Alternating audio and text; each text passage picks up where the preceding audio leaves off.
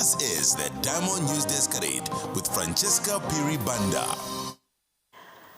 Counting of ballots is underway in the Kabwata parliamentary by-election, which has been marred with voter apathy. Meanwhile, fatal violence characterized the election. A check by Diamond News at Ebenezer polling station found heavy police presence after Patriotic Front cadres clashed with police. Police spokesperson Ray Hamonga has confirmed to Diamond News that 6 Patriotic Front cadres have been arrested for alleged electoral malpractice. Meanwhile, 6 out of 9 candidates, namely Andrew Tayengwa of the UPND, Fred Mwanga of the Democratic Party, Trifangandu of Socialist Party, and Patriotic Front's Clement Tembo. Others include Sydney Ziambo from People's Alliance for Change and Kennedy Muyoa from the New Heritage Party. Economic Equity Parties Chelufya Tayali, Henry Mlea from Patriots for Economic Progress, and Engiwa Muzieche of United National Independence Party did not cast their vote because they are not registered within the constituency. Kabwata has 108,729 registered voters. Officer for Chilenja Community Hall 04. For Chilenja Community Station 03. Do hereby declare the polling station officially open.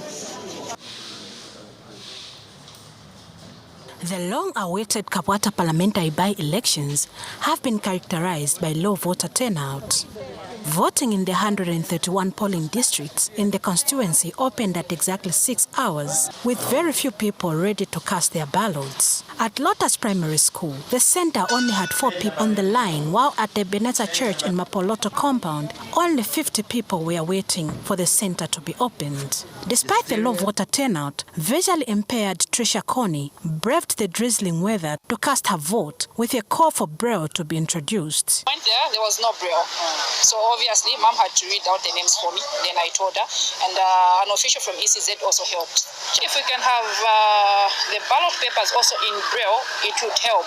6 of the 9 contesting candidates are confident that they'll emerge victorious. In every game, there must be a winner and a loser. So if it is not going to be my day, then I'm going to support one who is going to carry the day. A threat that we're sending to our country's democracy, because we're supposed to turn out in numbers for the sake of our country's democracy. These elections could not have taken place until DP filed in, and DP today has casted the vote. We are winning. Now, we are winning, and we'll be celebrating this evening. Very confident, no man. I know the works that I've done. I can tell you that Tayengwa is winning this seat. It is UPND that are returning this. But this turnout is really, really very horrible. This is not a very good signal for all the parties. I pray that this turnout is going to be an advantage for us.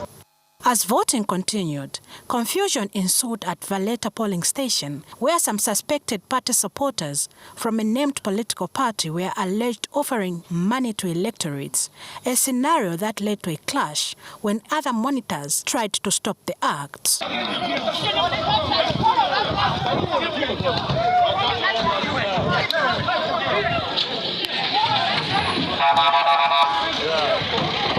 Can you follow that one,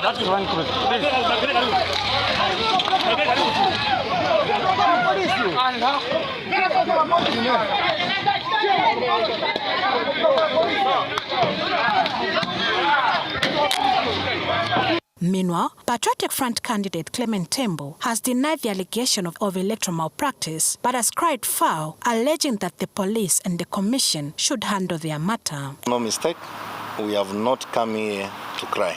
No. We are not crying. No. We want to follow the law. We don't want to take law in our own hands.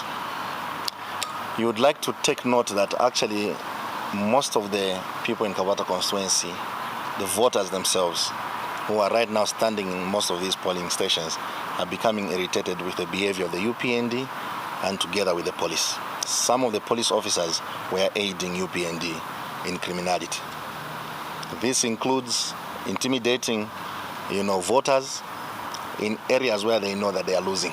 Electoral Commission of Zambia Corporate Affairs Manager Patricia Luhanga has indicated that she's yet to receive an official report. Police spokesperson Ray Hamonga has equally shared his position. Have apprehended 6 Patriotic Front cadres who are alleged to have been involved in electoral malpractices.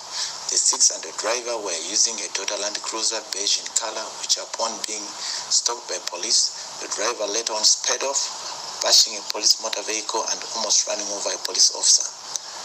Despite several warning shots, the driver did not stop. Police are investigating the matter.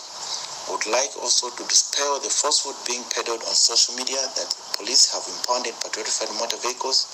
As Zambia Police Service, no amount of falsehood will sway us from carrying out our legal mandate of maintaining law and order throughout the Republic. Being the presiding officer for a polling station, Kabwata Community Center number 5, I hereby officially declare the polling station closed. Voting has since closed and counting of ballots is underway. Memory Nyambe, Diamond News. We now have our staffer, Wenson Mavoro, who is at the Toddling Center, which is St. Patrick's School in Kabwata constituency. Wenson, give us the update. What is happening now?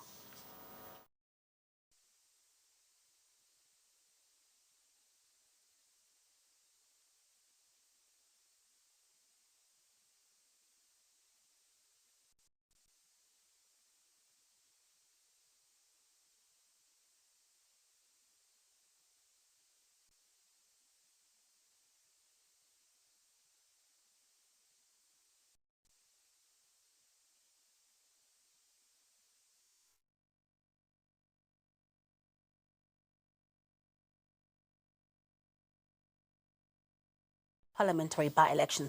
In other news, the Water Resources Management Authority, WAMA, has warned that some parts of the country will experience high river floods of over 80%.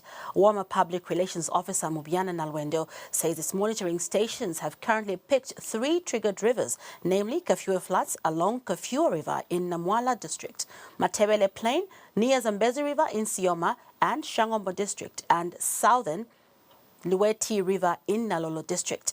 Mr. Nalwendo adds that water levels will remain high up to 25th February 2022, indicating a 100% occurrence probability. Mr. Nalwendo says the agency is urging residents in these places to put measures in place to avoid being caught up in the severe floods to relocate to safe grounds. With the high rainfall activities characterized by the tropical storm Anna that had hit the southeast of Africa between January 24th and January 31st, 2022, the remnants of the storm are still causing flooding in some parts of the country, leading to a rise in water levels. The Water Resources Management Authority, WAMA, has announced that some parts of the country will experience severe floods. WAMA Public Relations Officer Mubiana Nalwendo says this has been necessitated by the high river floods, leading to over 80% probability of varying magnitude. 3 rivers that have been triggered to experience severe floods in the next few days. The chances are, cumulatively 80% occurrence chance. These rivers are Kafue floods along Kafue River. Namwala District also is expected to experience severe floods. Matebele Plains near the Zambezi River in Sioma and Shangombo District, as well as the southern Lueti River in Nalolo District. These are the rivers and places that will be affected by the floods that we have just picked. Mr. Nalwendo has since advised that occupants of the 3 triggered areas, namely Kafue Flats along Kafue River in Namwala District, Matebele Plain near Zambezi River in Sioma and Shangombo Districts, and southern Lueti River in Nalolo District, should move to safer grounds. This particular flood is also indicating a 100% chance of occurring, which to us indicate that these floods, very, very severe, could be devastating to property and human life. We therefore want to alert members of the public to take precautionary measures to make sure that they're not caught up in these oncoming floods. Those that are able to move to safer grounds should immediately do so to save property as well as life. The floods are expected to be severe and reach its peak around February 4th, 2022, and will start receding after February 14th, 2022.